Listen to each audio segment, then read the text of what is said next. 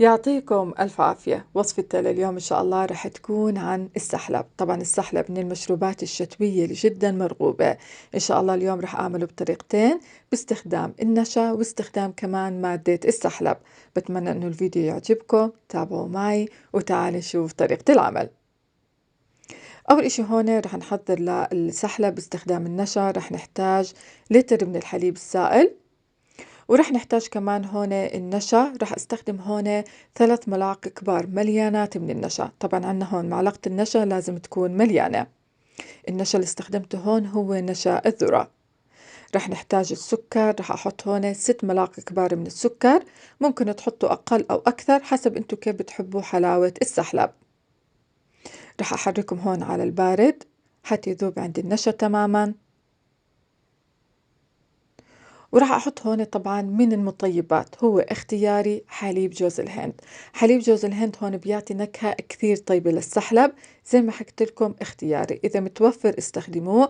أنا هون راح أحط كاس من حليب جوز الهند. بحركهم كثير منيح. بعديها هون بحط الطنجرة على الغاز. بنستمر في التحريك هون حتى ما يلزق معنا الحليب. رح أنزل هون المطيبات. بالنسبة للمطيبات رح نحتاج 1/4 معلقة صغيرة من المستكة، طحنتها مع 1.5 معلقة من السكر. لازم تطحنوهم كثير منيح.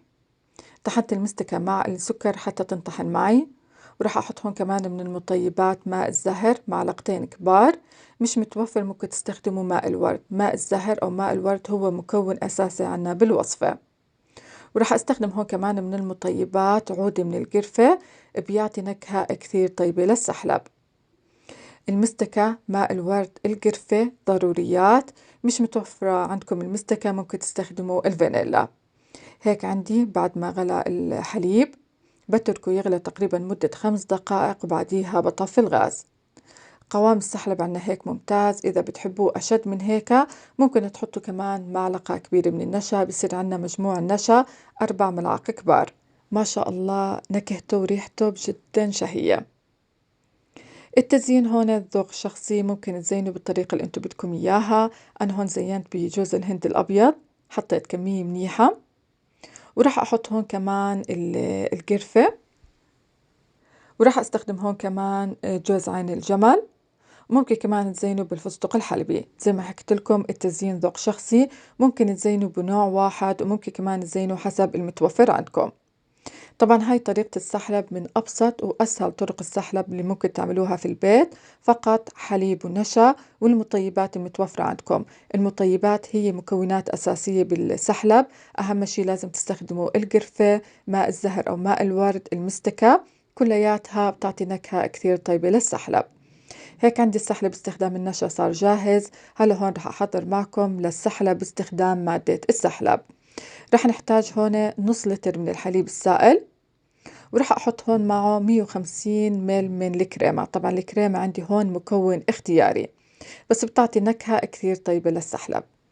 بالنسبة لمادة السحلب هون أنا جبتها من عند العطار. هي نفسها اللي بنستخدمها مع البوظة العربية. راح أحط هون طبعا معلقة صغيرة. قوامه بتحسوه قريب لقوام النشا. طبعا معلقة صغيرة مليانة. وراح أحط هون معها كمان المستكة. طبعا هون المستكة أنا طحنتها مع السكر. استخدمت 1/4 معلقة صغيرة طحنتها مع 1.5 معلقة من السكر. راح أحط هون كمان 2 معلقتين كبار من السكر.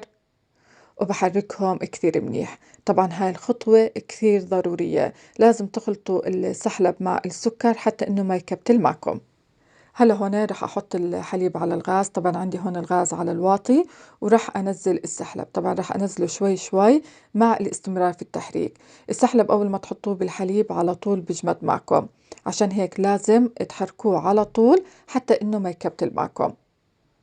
زي ما حكيت لكم خطوة كثير ضرورية، لازم تخلطوا السحلب مع السكر حتى انه ما يغلبكم لما تيجي تنزلوه فوق الحليب. هون رح نستمر في التحريك. رح انزل نفس المطيبات اللي حطيتها مع الحليب بالنشا. رح احط هون عود القرفة. ورح استخدم كمان هون ماء الزهر. رح احط هون تقريبا معلقتين. ممكن تحطوا حد معلقة كبيرة. ورح نستمر هون في التحريك. وأول ما يغلى عنا هون الحليب على طول بوطي الغاز وبتركه يغلى تقريبا مدة دقيقة. وبعديها بطفي الغاز وبقدمه. طبعا نكهة السحلب باستخدام مادة السحلب بتحسوها مثل البوظة العربية. ما شاء الله النكهة جدا شهية. هيك عندي القوام، على طول طبعا بنشيله عن الغاز وبنقدمه. التزيين نفس طريقة التزيين، بتزينوا حسب المتوفر عندكم. ممكن تزينوا بجوز الهند الأبيض لحاله مع الزبيب، بس القرفة ما تستغنوا عنها، نكهتها كثير طيبة مع السحلب. مادة السحلب حكيت لكم أنا جبتها من عند العطار، مادة سحلب خام، يعني ما تشتروها تكون مخلوطة بنكهات ثانية، جيبوها لحالها بتكون هي مادة سحلب خام. وهاي وصفتنا، بتمنى إنها عجبتكم، بتمنى كمان إني قدرت أفيدكم بالفيديو. جربوا الوصفات وأعطوني رأيكم فيها، وإذا عجبكم الفيديو وعجبتكم الوصفة ما تنسوا دعم قناتي، الاشتراك فيها، تفعيل زر الجرس حتى يوصلكم جديد القناة، ويعطيكم ألف عافية. وشكرا جزيلا لحسن المتابعة. معكم علا طشمان من قناة أطيب الوصفات يمي.